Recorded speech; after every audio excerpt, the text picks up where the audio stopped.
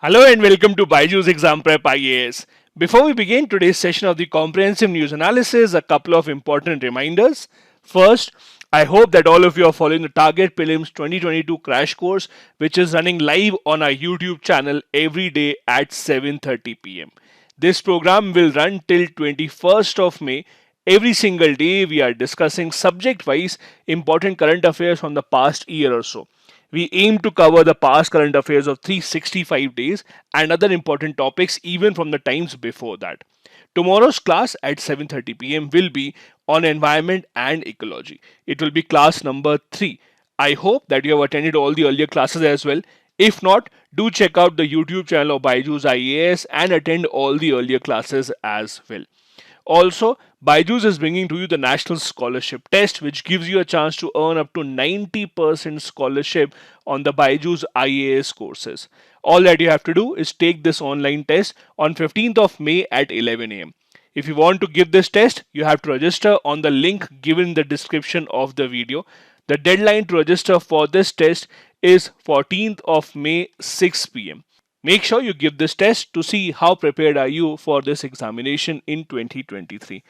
Now let's begin today's comprehensive news analysis with the first article that is the most important news of yesterday, which is the Supreme Court's order to put a hold on the sedition law. Now, as you know, in the past few years, the sedition law, which is given under Section 124A of the IPC, has been in the news for a lot of reasons. This law has been used to file FIRs against a lot of people, including Kanhaiya Kumar, the former JNU student president. Then there was also an issue of Disha Ravi, the 21-year-old environmental activist who was arrested by the Delhi police from Bangalore just for her part in assembling a toolkit on the farmers' protest. Not just this law has even been imposed on people who have criticized the government against its COVID-19 handling, including well-known journalists across the country. And that is why it has become a part of a common debate whether or not the government is misusing the sedition law and is it time for this colonial era law to go away. Now, as you would know by now, this is a very old law going back to the 19th century, which the British had introduced specifically to curtail all the activities that were against the British rule in India. So a lot of our freedom fighters, including Tilak, Mahatma Gandhi, all of these had to face charges against this law. So it was essentially a law under which you could not criticize the existing British government of the day. But now, after our independence, the governments in India have used it to curtail any criticism of their work in any form whatsoever. And because this law makes it extremely difficult to get bail and to get released, and that is why there is a debate that this law should go away. Now, the reason why Supreme Court is actually hearing this matter is that there are a couple of journalists come activists who went to the Supreme Court, filed a PIL, saying that this old sedition law is being misused and it should go away. Now, as a response, the Supreme Court of India had asked the centre government about their opinion. The centre government in this case was represented by the Solicitor General of India, that is Tushar Mehta. Now, interestingly, the Solicitor General of India said that the government itself, during the Amrit Mahotsav, that is the 75th year of India's independence, is aiming to remove this law and replace it with a better law. And that is why we are requesting time from the Supreme Court that please don't interfere, give us some time and we ourselves will take away this law. Now, the Supreme Court in their order took a middle path. That is, number one, they did not strike down the law themselves. So they said to the government, okay, we are giving you some time because you had said that we will take up this matter ourselves. On the other hand, the Supreme Court suspended the law, saying that from today till the time that the law is refined by the government, we are saying that no new FIRs will be filed under this particular law. So it's kind of a middle part that the court has taken. Not striking down the law right now, but on the other hand, stopping any more FIRs or complaints to be filed under this particular law. So this is the gist of the entire matter that we will be discussing and is given in the newspapers. As I said, the Supreme Court has suspended the pending criminal trials and also said that it is time to reconsider this old British era law. In fact, right now there are over 13,000 people who are in jail across the country under this sedition law itself. And that is why the Supreme Court has taken an urgent cognizance of this matter without waiting any further. The interesting part is that in the affidavit which the government had filed in the Supreme Court through the Solicitor General, the government itself has said that this law is being misused. Although the government only gave examples that suited it under certain circumstances, but the government did mention that the law is being misused. And that is what the Supreme Court has repeated. That if the government itself thinks that the law is being misused, what is stopping the government from doing away with this law and bringing a better law in its place? Now, a lot has been spoken and discussed about the sedition law in the past few years. Let me refresh your memory with regards to that. Section 124A of the IPC defines sedition as whoever by words either spoken or written or by signs or by visible representation brings or attempts to bring into hatred or contempt or excites or attempts to excite dissatisfaction towards the government established by law. Meaning that if you are trying to incite violence, if you are encouraging people to revolt against the chosen government of the day, then the charges of sedition would be imposed on you. If you look at the history of this law, you would see it is a 19th century law.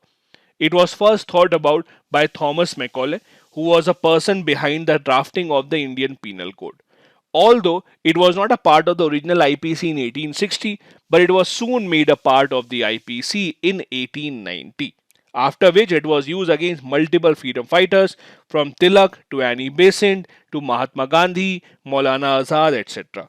One of the first and the most famous case under this sedition law was that of Tilak in 1898, famously called the Queen Empress versus Bal Gangadhar Tilak case. Interestingly, Mahatma Gandhi also had to face this case. Here, let me share an interesting story with you. So, it was in 1922, that is exactly 100 years ago, that Mahatma Gandhi was charged on the charges of sedition in the Bombay High Court for taking part in the protests against the colonial government. Now, the judge, because he respected Mahatma Gandhi, he gave him a chance.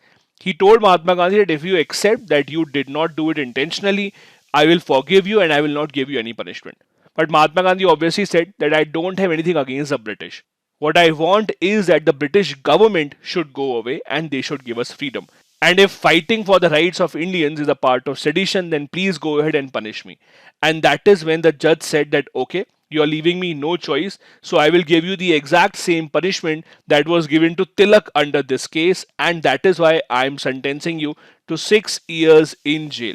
Now, as per many historians, this is what cemented Mahatma Gandhi's place in the Indian freedom struggle as the true successor of the legacy of Bal Gangadhar Tilak, because both these were leaders who were convicted under the sedition law for 6 years each.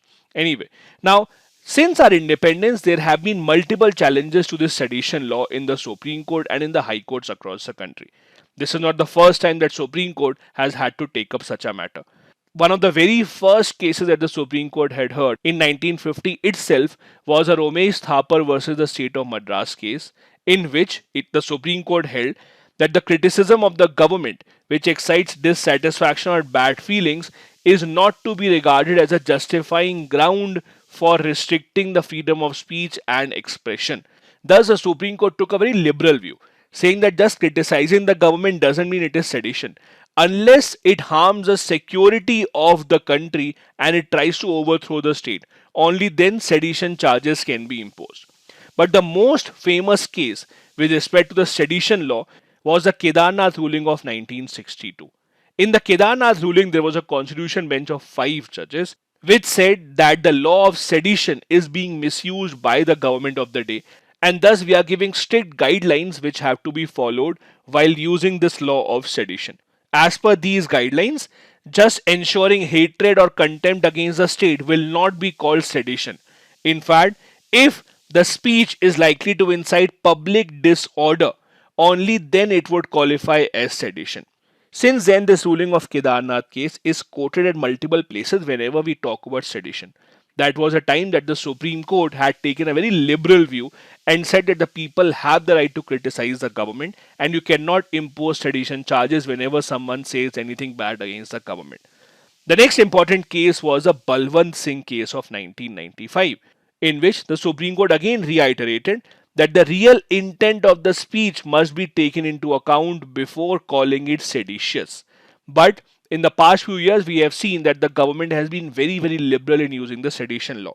For example, in 2021, the late journalist Vinod Dua had criticized PM Modi's handling of the COVID-19 crisis, against which he was charged with the sedition case. Thankfully, the Supreme Court had quashed these FIRs, saying that this does not qualify as sedition. Now, India is not the only country to have such a law.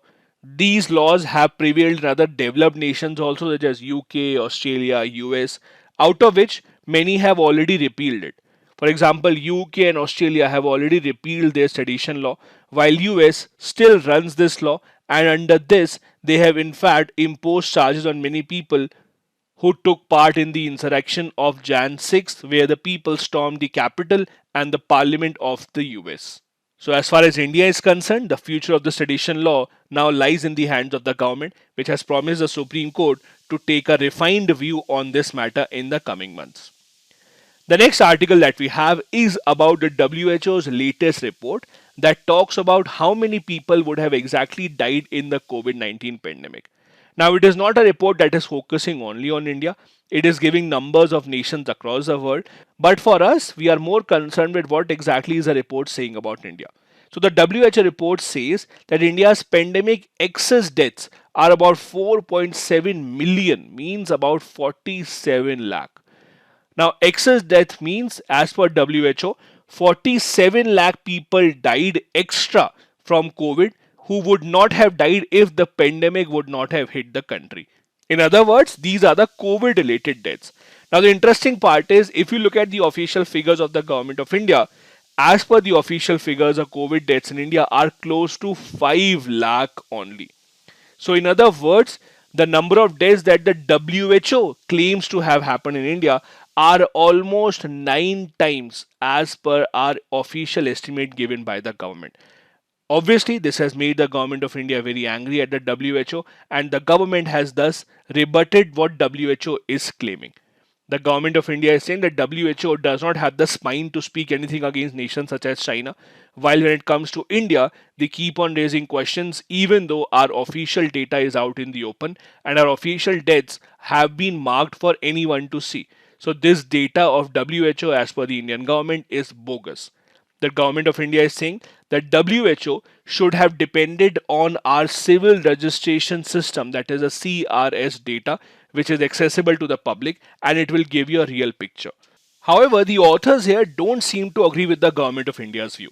In fact, the authors are saying that the WHO has taken the CRS data only into consideration. But since the CRS data itself is not up to the date, so the WHO has used certain data and has used certain graphs and statistics to see what the exact data would be right now. And that is how the WHO has come up with these numbers. Now, the interesting part is that India should not feel alone because the WHO is giving similar kind of numbers for almost every country across the world. In fact, the most developed nations also have been shown to be in a bad light. That is, as per WHO, even the developed nations have underreported the number of people who have died, so India is not alone. However, the authors here are raising questions on the CRS data itself. They are saying that there is no official CRS report for 2021, which is when the second wave was at its peak in India and many people led to unfortunate deaths across the country because of the lack of oxygen. That is why we cannot really trust what the CRS report has on offer. The only data that you can see on the CRS is about 2020, which is when the first wave came and the numbers are much lower in India. That is why we cannot depend on the CRS data only. As per the government claims, about 99.9% of all deaths in India were registered.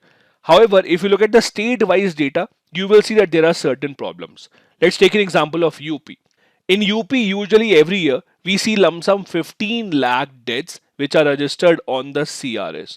So, in the year of the corona pandemic, obviously the number of deaths would have increased. But if you look at 2020, the UP government has said that only 8.7 lakh people had died in UP. So, in 2020, when there was a corona year, the number of deaths were even half of the earlier years. How is that possible? And the same kind of a pattern is being seen in other states across the country as well. The problem is that in the CRS, the responsibility of updating data is with the states only. So it is a state-wise data that is collected at the CRS, and then the central government just looks at the data and then publishes the report. That is why the CRS data, as per the authors, cannot be trusted. And the WHO report is not the only one. There have been multiple reports from inside India and outside also that have said that the numbers of death reported by the government in India are extremely underwhelming. The real number of deaths would be somewhere between 6 to 7 to even 10 times of the number that are reported by the government. There is absolutely no authority that agrees with the numbers that the government has highlighted in its own reports. And again, that is true with the entire world and not just India. So rather than feeling shameful about it, it is time for the government to ensure that its data collection and its data publishing is up to date so that people who want to conduct research and studies can use that data. Also, there is a lesson for the government. Unless you face the reality, unless you accept that these are the number of people who have died, how will you make policies to ensure that it does not happen in the future? If you yourself keep on underreporting the death, if you yourself keep on underreporting all these instances, means that the policy makers will never get an exact idea of what is the scale of pandemic that the country had faced. And that is why it is detrimental to ourselves as well if we underreport that data. This is the official number that has been published by the government so far. That is 5.24 lakh deaths have been reported by the government till May 5. Now here I would like to clarify one thing. This is not a final data. Every single day the government is compiling more data and adding to this number. So this is by no means the final number of people who had died from COVID in India. Every single day the states are adding to this. For example, let me share with you what happened in Assam. Last week on a single day, Assam added 1300 more deaths in a single day. So just imagine what is happening here. It is a data that is just getting updated every single day. Kerala, in fact, is adding to this number every single day as they are calculating and verifying the people who have already died, whether they died of COVID or not. So it is not to say that this is the final count, but it doesn't seem that India's final count will be anywhere near what WHO has counted at 47.4 lakh. And that is why there is a dispute between the WHO and the government of India. Apart from the government of India, the experts themselves don't really seem to be surprised at this report coming out. As I said earlier, almost everyone had imagined that this is a major undercounting on part of the government and the real number would be much higher. As I said earlier from the WHO report, India or Asia is not the only region where this problem has happened. As you can see in this graph, which I have taken from the WHO website itself, in all the regions across the world, Western Pacific, Europe, Americas, Africa, the number of deaths that have been reported by WHO, these excess deaths are being highlighted by this red color. They are more than the deaths that are reported by these areas by themselves. So this disparity, this discrepancy is being seen even in the most developed regions, including Europe and America as well. So we are not an outlier in that sense. The only outlier here is China because WHO does not really seem to have guts to ask any questions of China. Also, let's refresh our memory about the civil registration system, which has been mentioned multiple times in this article, also called the CRS. This is a system using which the government keeps a record of birth, death, marriage registration, etc. in the country. Now, this system has existed in India since the time of the British. It started in 1886. After our independence in 1969, we passed a law called Registration of Births and Deaths Act, under which it became the responsibility of the respective state governments to ensure that they keep on updating the data regarding birth and death in their respective states. This system is handled by the Registrar General of India. Now, this is also a part of reason why the central government does not take any blame.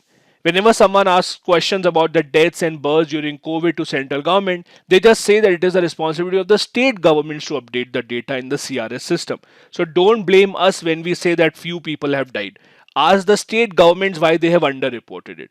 So it is also a kind of a system in which responsibility is not being fixed between the center and the state governments in India. The next article is about the topic of abortion. Now, if you follow international news, the topic of abortion is in news specifically in the US.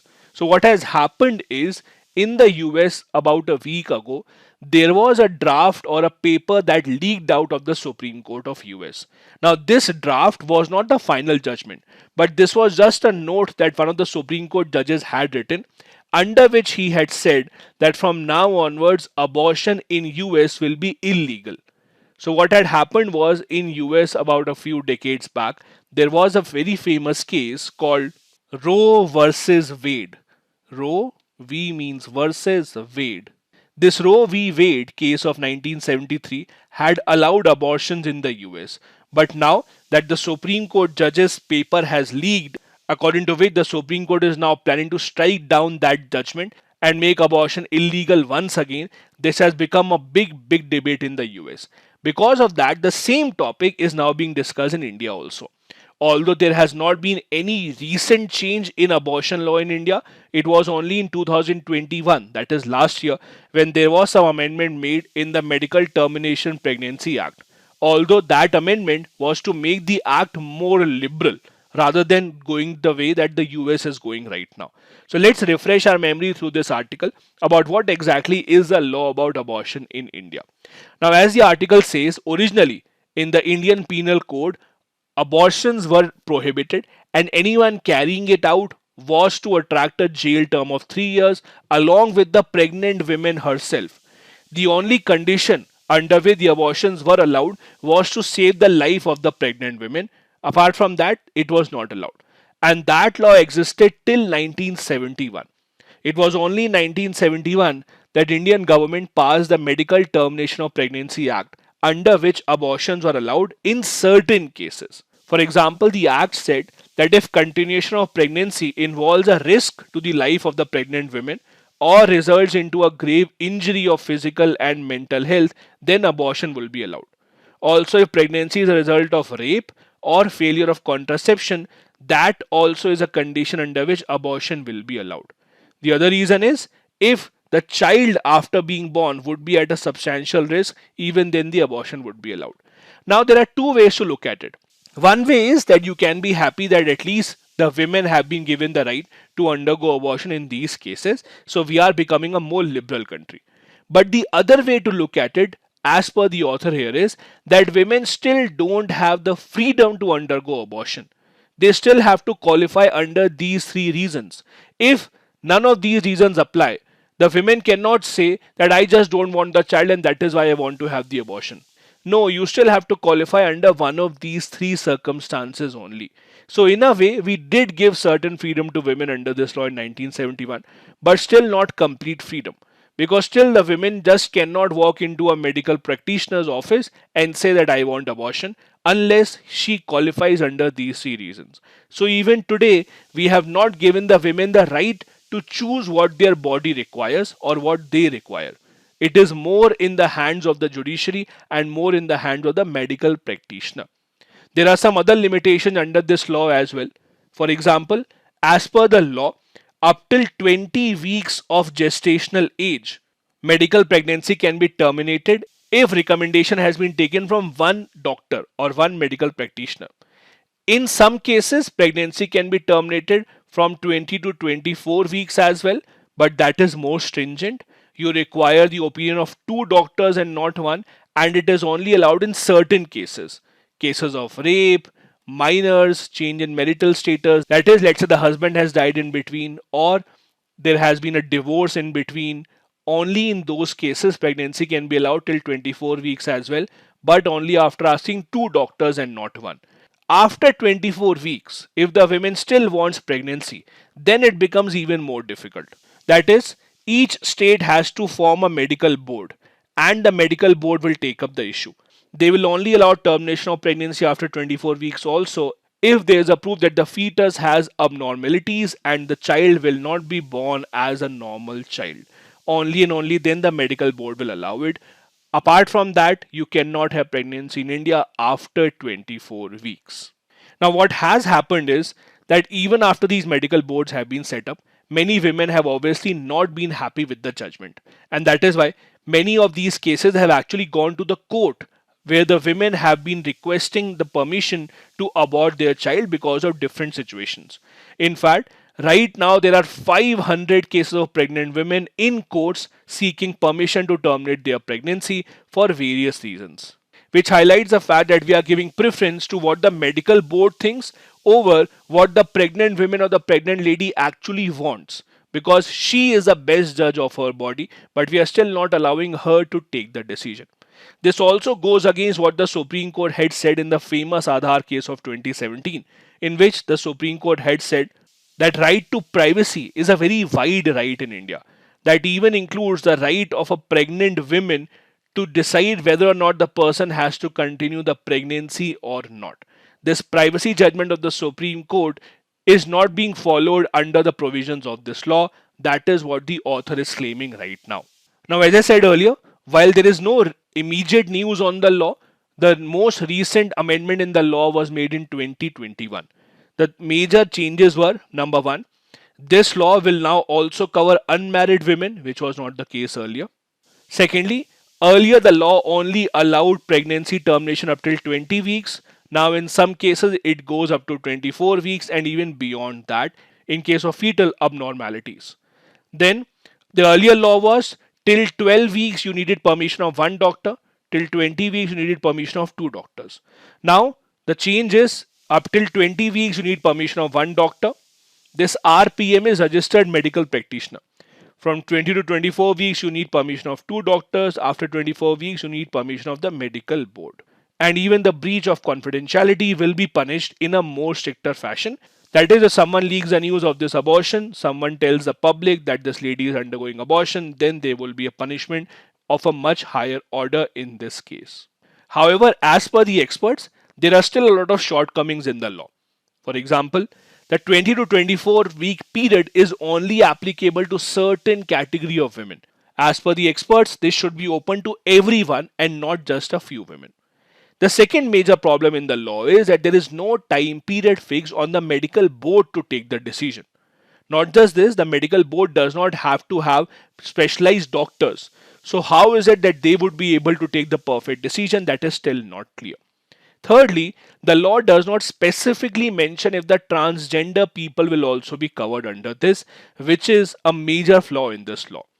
Then, the choice of the women will not be taken into consideration because it is the women that has to undergo the entire procedure and she should be the one who should be asked about her opinion, but it is a medical board that will have the final say.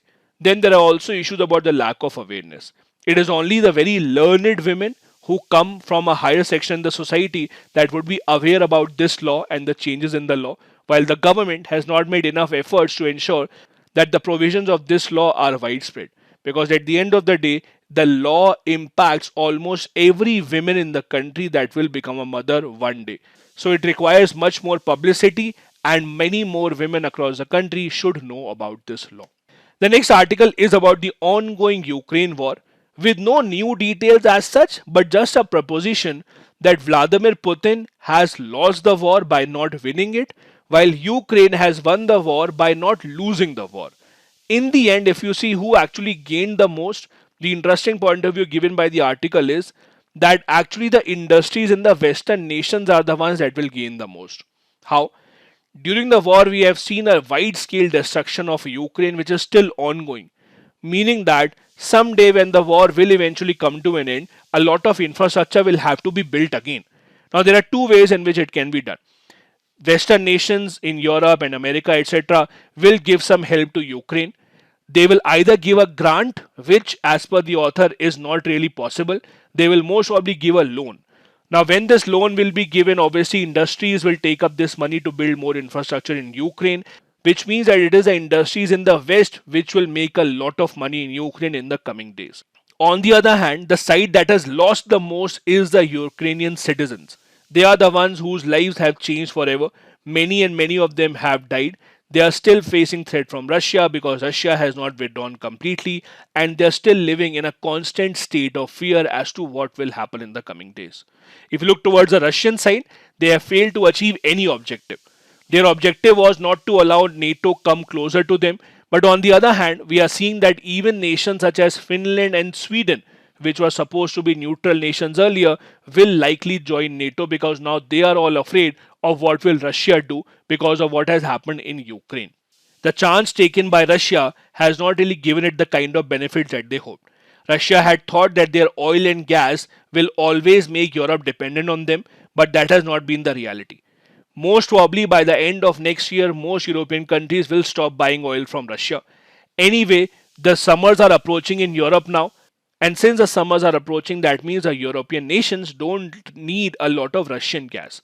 The main requirement of Russian gas for European nations was to ensure centralized heating during the cold winters that they have. Because of the change in weather, this demand of the Russian gas will also reduce. Thus, the challenge for Russia will only increase in the coming days now. The author says that even China is not liking what is happening. Yes, they have been supported of Russia, but for China, their biggest priority is trade with Europe. China has a huge trade with Europe and US, and they would not want to jeopardize it just for having good relationship with Russia. That is why Europe and US have also warned China that they should not help Russia evade the sanctions by enlarging the scope of their yuan ruble trade. So China also right now has a decision to take. Which side do they want to go closer to? Do they want to go with Russia even though it will anger Europe and US in the long run? Or do they opt for increasing their trade and having a peaceful relationship with the Western nations, which is very, very important to China's growth story? As far as India is concerned, thankfully, India has not really had to pay a major cost for this. As we have discussed earlier, also, India took a very bold step of remaining a neutral country. We did not support even a single resolution of Ukraine and continued buying oil and even coal from Russia at a cheaper price. On the other hand, Russia had also thanked India for its neutral stand. The good part is that we have not seen any sanctions or any negative implications of our decision from US or European nations, even though the Prime Minister was in Europe just last week. So the stand taken by India has turned out well, at least till now. Now, it has become a very interesting situation with respect to Russia. All the experts agree that when Russia started the war, they had hoped that because their army, military is so powerful as compared to Ukraine, it will be a very quick war. They will go enter Kiev, the capital city, through Belarus, they will capture it, they will install a friendly government, and the war will end. But this has not happened. We are almost 3 months into the war now, and still the Russian military has not been able to achieve its objectives. In fact, even the cities which Russians had captured earlier, even they are fighting back now. So there is no indication that Russia has actually achieved the objectives in the war. Now, what Vladimir Putin is doing is they are trying to find a way out. They are trying to make a statement to the world which will prove that they have not lost. So, even though they have not made any significant gains, they are just making announcements that yes, this kind of a war was inevitable, it had to happen one day or the other, we have achieved our objective, etc., etc. But almost no one in the entire world agrees right now that Russia has won the war. Recently, there was a Victory Day celebration in Russia. Victory Day is a day that is celebrated in Russia to commemorate the win of the Red Army, that is the Russian army, over the Nazi army in the Second World War. During the Victory Day celebrations, Vladimir Putin in fact had announced that we are doing very, very well in the war, we have almost won the war, and things are going very well, we have achieved all our objectives. However, this has not happened on the ground, and no one agrees to this.